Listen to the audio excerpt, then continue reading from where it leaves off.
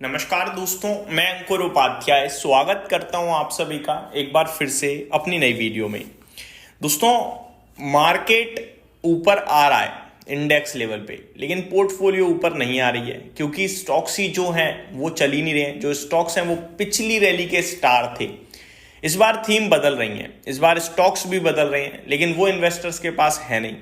मैं आप सभी के साथ कुछ ऐसे स्टॉक्स को डिस्कस करना चाहूंगा इस वीडियो में जिनमें डाउनसाइड मुझे ज्यादा नहीं दिखती है और अपसाइड दिखती है, और अच्छे मोमेंटम में भी हैं स्टॉक्स कुछ कुछ, और कुछ कुछ कॉन्ट्रा प्ले भी हैं।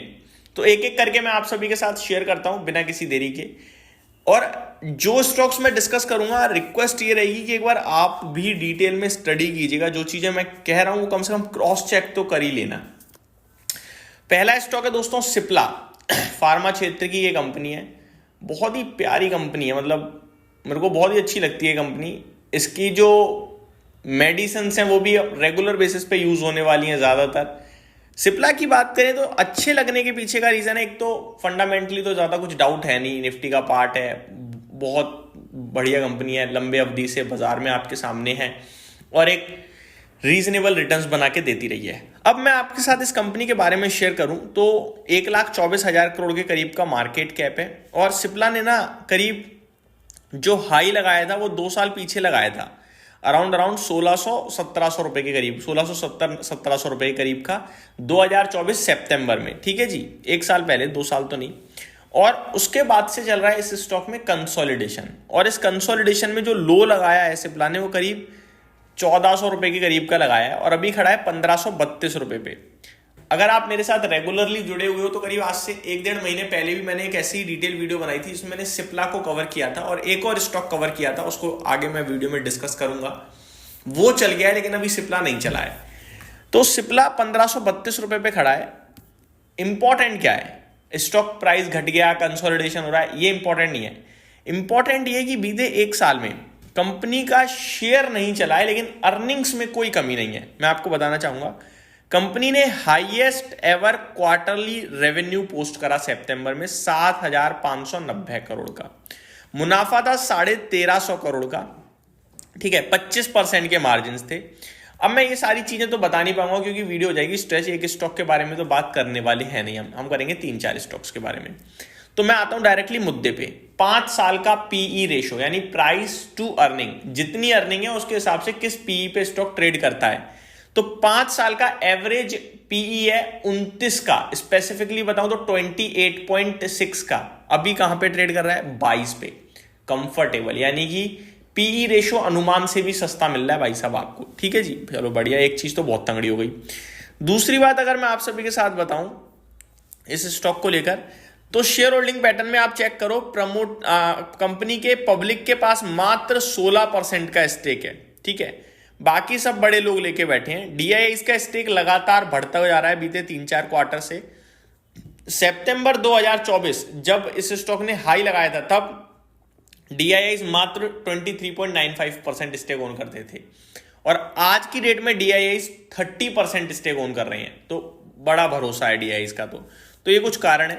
और शेयर ज्यादातर ना अपने life high 52 week high within 12 month लगा देता है एक आध बार, तो वो भी मेरे को लगता है रीजनेबल है। तो यहां से करीब 1750 तक का मेरे को अपसाइड दिखता है इस स्टॉक में, कंजर्वेटिव साइड पे।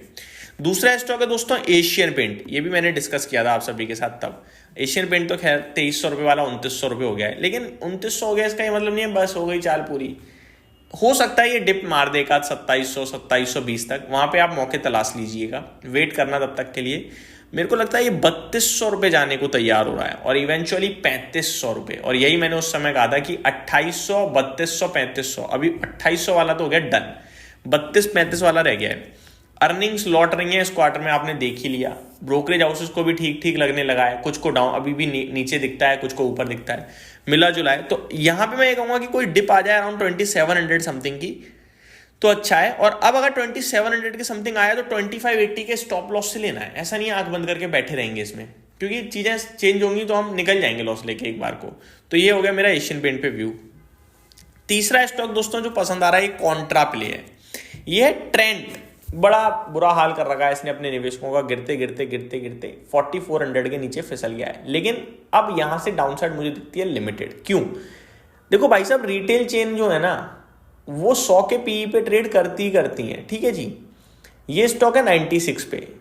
अब अगर रिटेल चेन की बात कर रहा हूं तो ये रिटेल में टाटा है, टाटा से जुड़ा हुआ नाम है भाई साहब, तो थोड़े प्रीमियम ज्यादा मिलने चाहिए। दूसरी बात, जूडियो, वेस्ट साइड, ये ज्यादा ही तेजी से ग्रो करने वाले सेगमेंट्स हैं बाकी रिटेल चैनों के मुकाबले। तो मेरे को लगता है ट्रेंड जो है ये 4400 रुपए पे रीजनेबल है। मैं आपसे ये कहूंगा कि यहां से कोई गिरावट हो तो लेते जाओ और 3800 का स्ट्रिक्ट एसएल है, तो 4200 मिल जाए, 4000 मिल जाए, जितना अच्छा मिल जाए 3800 के पास जितना मिले उतना अच्छा है, लेना है। और लेने के पीछे रीजन वैल्यूएशन है, जो 96 के पीई पे, आपको 96 के पीई पे तो महंगा हो गया, नहीं हुआ भाई। क्योंकि आप नोटिस करिएगा इस सेगमेंट की जो कंपनियां हैं वो 100 के पीई पे ट्रेड करती हैं नॉर्मली। मैं आपको बताता हूं, AB लाइफस्टाइल 151 के पीई पे है, V2 रिटेल 108 के पीई पे है, तो फिर ये कहां आपके लिए महंगा हुआ। लेंसकार्ट सॉल्यूशन जो अभी रिसेंटली लिस्टेड है वो 300 के पीई पे है। इन सब में टाटा से बड़ा कोई नाम नहीं है। इन सब में वेस्ट साइड और जूडियो से भी मेरे को नहीं लगता कि ज्यादा कोई तगड़ा कर रहा है इस समय। 5000 करोड़ की सेल कंपनी मार रही है एक क्वार्टर में, 400 करोड़ का प्रॉफिट कर रही है, 1600 करोड़ का 12 महीने का मुनाफा है। शेयर होल्डिंग पैटर्न में मैं आपको बता ही देता हूँ, 26% पब्लिक के पास है, बाकी FIDIs और प्रमोटर्स के पास है। 26 में 4-4.5% सिद्धार्थ योग जी के पास है, तो 22% समथिंग पब्लिक पे रह गया। तो अच्छी कंपनी है। ये मेरी तरफ से 3 स्टॉक्स थे जिनको स्टडी जरूर कीजिएगा। Thank you so much for watching this video. Have a great day guys.